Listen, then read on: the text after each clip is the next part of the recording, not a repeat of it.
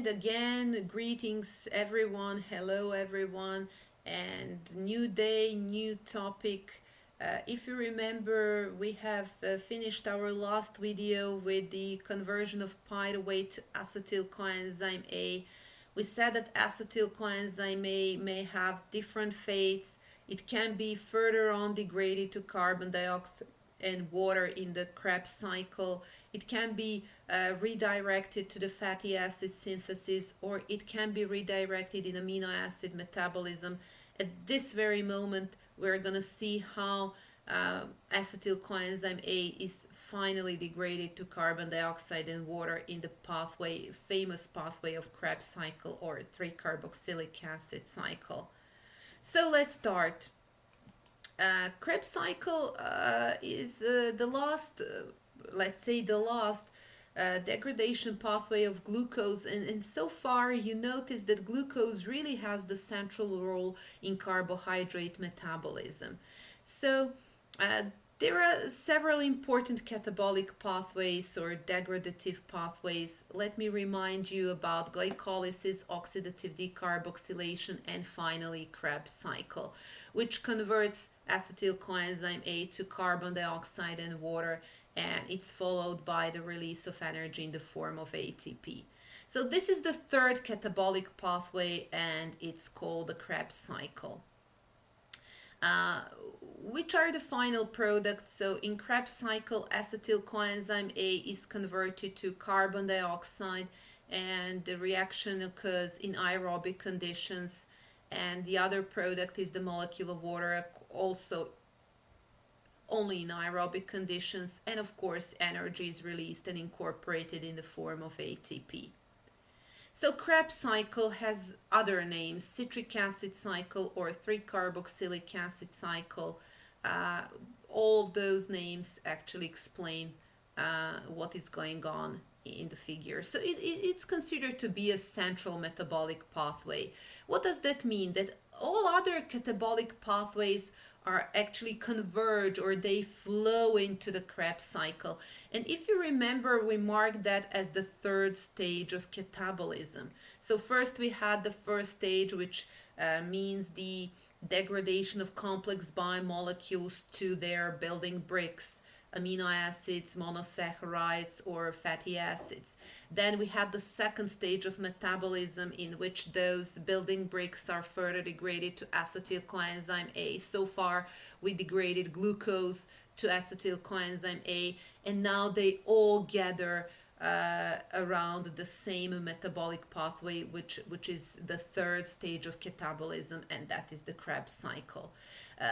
The name Krebs cycle is given for the British biologist of German origin Hans Adolf Krebs, and it is a pathway containing 8 enzyme catalyzed reactions. I adore this figure, and actually it says everything that has to be known and said about the Krebs cycle.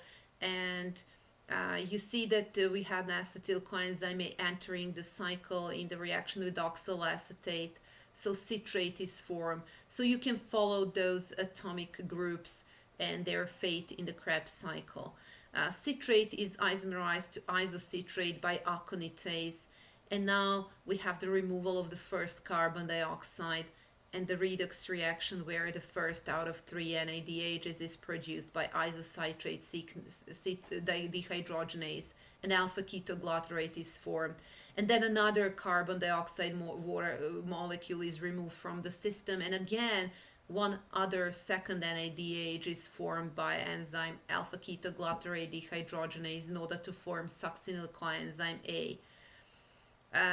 Succinyl coenzyme A is converted or hydrolyzed to succinate by succinate thiokinase, because this is a high energy compound, and we have the formation of 1 GTP in the reaction. Then we have conversion of succinate to fumarate by succinate dehydrogenase, and we have the formation of FADH H2 coenzyme, also capable of entering electron transport system. Fumarate is then converted to malate by enzyme fumarase, and finally malate oxidized to oxaloacetate by malate dehydrogenase, and the last one, the third NADH, is produced entering the electron transport system and obtaining ATP by oxidative phosphorylation. So this is an overview, but of course we have to go in details, we have to go step by step. So let's start from the beginning. First, let's localize this pathway like we did for the previous pathway. So Krebs cycle occurs totally in mitochondrial matrix, and it consists of several reactions, actually 8 reactions forming multiple intermediates. So let's start one after another. So the first reaction is reaction between an acetyl coenzyme A and oxyl acetate to form citrate molecule, and the reaction separated from the cycle is represented here on a figure. So this is the molecule of citrate, and this is 3-carboxylic acid. I'm referring to the name at the very beginning. So what is interesting about this reaction is the name of the enzyme, which is called citrate synthetase or citrate synthase. And not a lot to say about this first reaction. Obviously, it's not regulatory or rate-limiting reaction, so we can move on. The second reaction of Krebs cycle is isomerization of citrate to isocitrate. But this reaction occurs via one intermediate product, which is cis-aconitate. So this reaction is reversible this time, and it occurs in 2 steps via intermediate cis-aconitate, and the enzyme is called aconitase. So despite the fact that it looks easy to move or shift one OH group from the third to the second carbon atom, it's not that easy. So it has to occur through an intermediate. So what is going on? First, one molecule of water is released or removed from the molecule of citrate, and one double bond is re-established. So this is cis-aconitate, and then this molecule of water is rebound again to this double bond, but this time OH group goes to the carbon atom number 2, forming isocitrate. The third reaction is now oxidation and decarboxylation or oxidative decarboxylation of isocitrate to alpha-ketoglutarate, and this is achieved by the enzyme isocitrate dehydrogenase. And like you see, again, it is the 2-step reaction, and we need NADH coenzyme, which is going to be reduced, and we're going to get one NADH. It is going to be important for calculating the energy yield. The activators of this enzyme are manganese ions. So the first step is oxidation of this hydroxyl group on isocitrate molecule to keto group. So for this oxidation, acceptors of reducing equivalents are needed, and those acceptors are NAD plus coenzymes converted to NADH plus H, and oxalosuccinate is formed as an intermediate of this reaction. In the step number 2, one carbon dioxide molecule is removed from the system, and this is going to be the first out of 2 molecules of carbon dioxide, which is going to be released from one rotation of the Krebs cycle, and alpha-ketoglutarate is formed. This is the major rate-limiting or regulatory reaction. So remember that isocitrate dehydrogenase is the main regulatory or the main rate-limiting enzyme of this cycle. So it's affected by the increase in ADP as the marker of energy deficit, or it's inhibited by ATP as a marker of energy sufficit in a cell. The next 4th reaction, and we're almost halfway to closing this cycle, alpha-ketoglutarate is converted to succinyl coenzyme A, and again we have the reaction of oxidative decarboxylation, so another second oxidative decarboxylation in the Krebs cycle. So if you can see, NADH again is used for this reaction, and one carbon dioxide molecule leaves the system, one coenzyme A is involved in the system, and succinyl coenzyme A is formed. And if you remember the general biochem course in bioenergetics, succinyl coenzyme A is a high energy compound containing thioester bond, which is high energy bond. So the enzyme complex alpha-ketoglutarate dehydrogenase is responsible for catalysis of this reaction, and this enzyme complex is very similar to those of pyruvate dehydrogenase complex. So this complex as well consists of 3 enzymes and 5 coenzymes, which are the same TPP lipoic acid, coenzyme A, FAD, NAD plus, and the mechanism of action is totally analogous to the one of oxidative decarboxylation. So we have the formation of the second reduced NAD coenzyme, and it is the second out of 3 in total, and we have the formation or release of the second out of 2 carbon dioxide molecules. The fifth reaction of the pathway is obviously hydrolysis of high energy bond, like we had in glycolysis, if you remember. So it's going to be hydrolysis of high energy thioester bond to form succinate.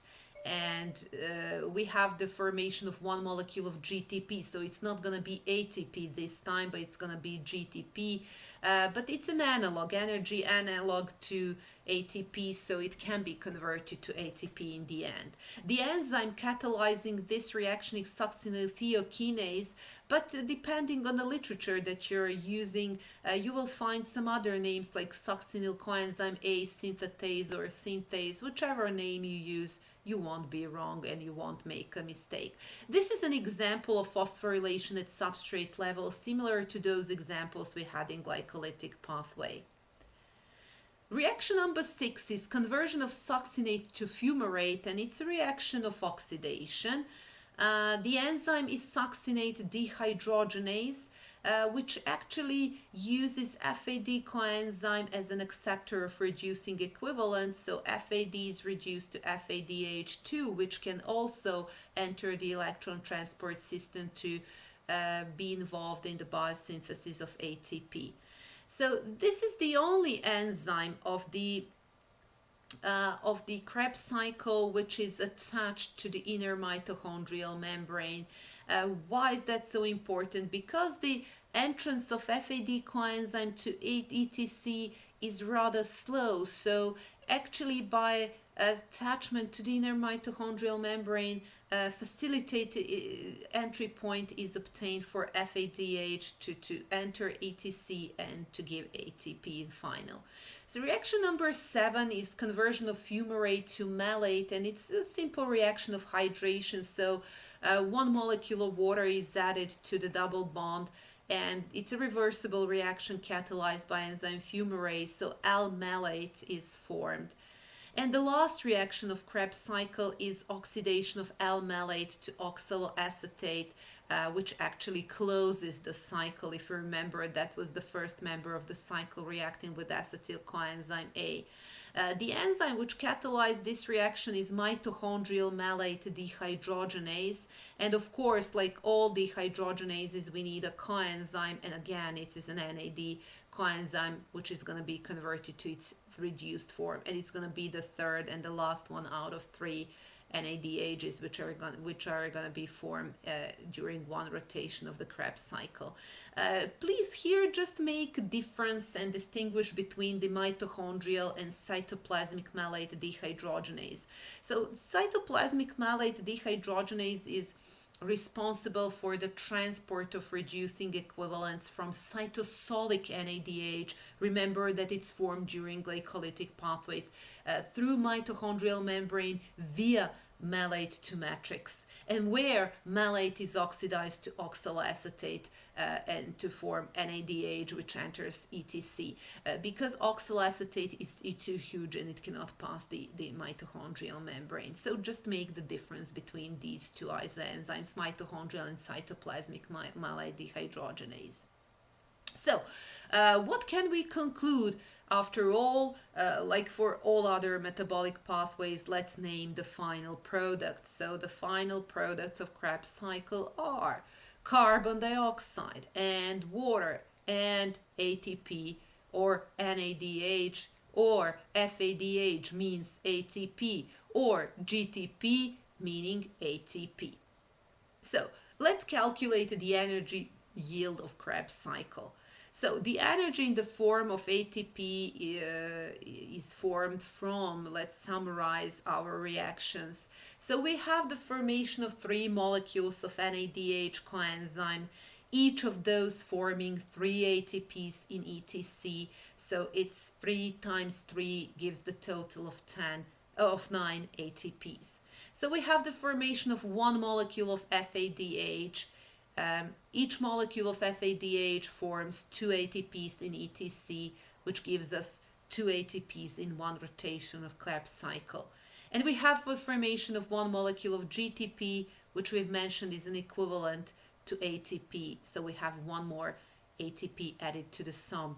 So when we summarize all of these, 9 plus 2 plus 1 gives the total number of 12 ATP. So the total energy yield of Krebs cycle per molecule of acetyl coenzyme A, one rotation of Krebs cycle is 12 ATPs. But having in mind that degradation of glucose yields the formation of 2 pyruvate, 2 pyruvate yields the formation of 2 acetyl coenzyme A's, so we have 2 rotations, 2 rounds of Krebs cycle, which gives us the total energy yield of Krebs cycle per molecule of glucose is double, or 24 ATPs. But we can also calculate the energy yield of the total, the overall degradation of glucose to carbon dioxide and water. So summarizing the energy effects of all those metabolic pathway of aerobic degradation of glucose, the total amount of energy released in the form of ATP can be calculated. So let's start from the beginning. First we had glycolysis, converting glucose to 2 pyruvates, and we had the formation of 2 ATPs and 2 NADHs, each of those 3 ATPs, which gives us 6 ATPs. 2 plus 6, it's 8 ATPs from the glycolytic pathway. Then we had oxidative decarboxylation of pyruvate, so 2 pyruvates converted to 2 acetyl coenzyme A's, and 2 NADHs produced, which are equivalent to 6 ATPs.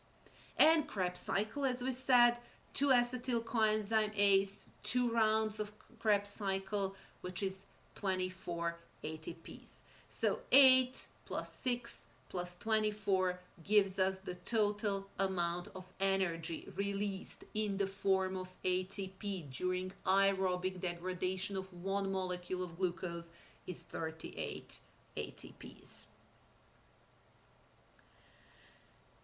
How the Krebs cycle is regulated, I've mentioned before that the main rate-limiting, main regulatory enzyme is isocitrate dehydrogenase, and this enzyme and this point of Krebs cycle is affected by numerous factors. So ADP, as the marker of energy deficit, stimulates or activates isocitrate dehydrogenase. Also calcium ions do the same. A negative effector or inhibitor of this enzyme is NADH, because NADH is formed during this reaction. Previously, we've mentioned that citrate synthase is regulated by feedback inhibition, so the products of the reaction are actually inhibiting the action of this enzyme. And 2 more points of regulation are alpha-ketoglutarate dehydrogenase activity, inhibited by NADH, activated by calcium ions. And NADH at the 3rd point of formation also inhibits the reaction and the activity of malate dehydrogenase. So more or less, this was the story on famous Krebs cycle. So we have finally degraded glucose to carbon dioxide and water. We summarized 1st, 2nd, and the 3rd stage of metabolism. And of course, this is not the last time that we are going to mention Krebs cycle. It's going to be the ending pathway, the central pathway for catabolism of all other building bricks that we have to talk about, which are going to be fatty acid degradation and which are going to be certain amino acid degradation. But until then, and until some of the new topics, we're going to continue with the carbohydrate metabolism. We're going to continue with hexose monophosphate pathway, with metabolism of glycogen and some other monosaccharides and disaccharides. But until then, have a nice rest of the day. Be smart, be healthy, stay positive, and bye bye.